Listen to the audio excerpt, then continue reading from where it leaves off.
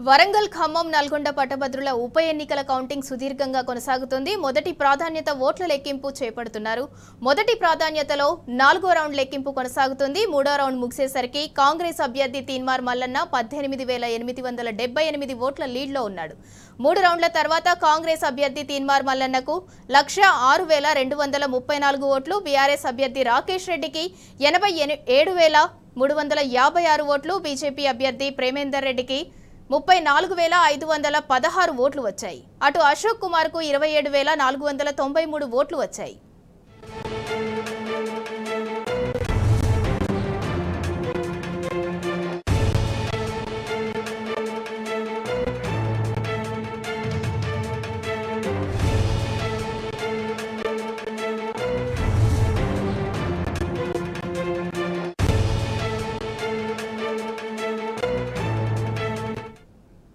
వరంగల్ ఖమ్మం నల్గొండ పట్టభద్రుల ఉప ఎన్నికల కౌంటింగ్ సుదీర్ఘంగా కొనసాగుతుంది.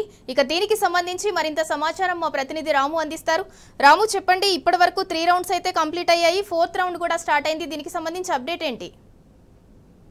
4వ రౌండ్ అనేది ప్రారంభమైంది. 4వ రౌండ్ లో 48,000 ఓట్ల లెక్కింపు జరుగుతుంది. ఇప్పటి వరకు 10,000 ఓట్ల లెక్కింపు పూర్తయిందని కూడా చెప్తా ఉన్నారు.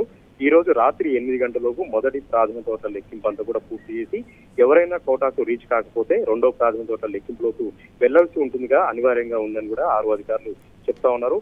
గంట కూడా ఉత్కంఠ రేగుతా ఉంది, గంట కూడా ఆసక్తి రేగుతా ఉంది. అన్ని ప్రధాన పార్టీల అభ్యర్థులు కూడా ఎంతో ఆసక్తిగా ఎదురు చూస్తా ఉన్నారు. మొదటి ప్రాధాన్యత ఓట్లలో ఎవరికి కూడా కోటారు ఇచ్చేటువంటి అవకాశం అయితే ఇప్పటివరకు లేదు.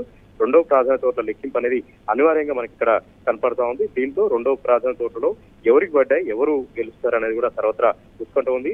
3వ రౌండ్ సంబంధించినటువంటి ఫలితాలు మనం ఒకసారి చూస్తే కాంగ్రెస్ పార్టీకి 1,06,234 ఓట్లు వచ్చాయి. బీఆర్ఎస్ పార్టీకి సంబంధించి రాకేష్ రెడ్డికి 87,356 వచ్చాయి. దీంతో బీఆర్ఎస్ పార్టీ సంబంధించి కాంగ్రెస్ పార్టీకి సంబంధించి రెండు కూడా టఫ్ గా నడుస్తా ఉంది, నెక్ టు నెక్ గా వెళ్ళిపోతా ఉన్నారు. డి అన్నట్టుగా ఫలితాలన్నీ కూడా గంట కూడా మారుతూ వస్తున్నటువంటి పరిస్థితి మనం చూస్తున్నాం. ఈ నియోజకవర్గంలో 32 మంది కాంగ్రెస్ ఎమ్మెల్యేలు ఉన్నారు, 5 మంత్రులు ఉన్నారు, 5 ఎంపీలు ఉన్నారు.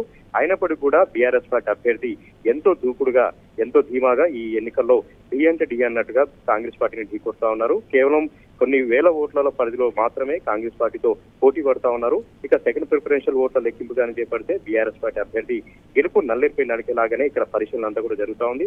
రాజకీయ పరిశీలకులు కూడా చెప్తా ఉన్నారు, ఉత్కంఠ రేపుతా ఉంది. సెకండ్ ప్రిఫరెన్షియల్ ఓట్ల లెక్కింపు స్టార్ట్ అయిన తర్వాత 2-3 గంటల్లోనే విజయ తోరణి కూడా మనకు తెలిసే అవకాశం ఉంది. Right, thank you Ramu.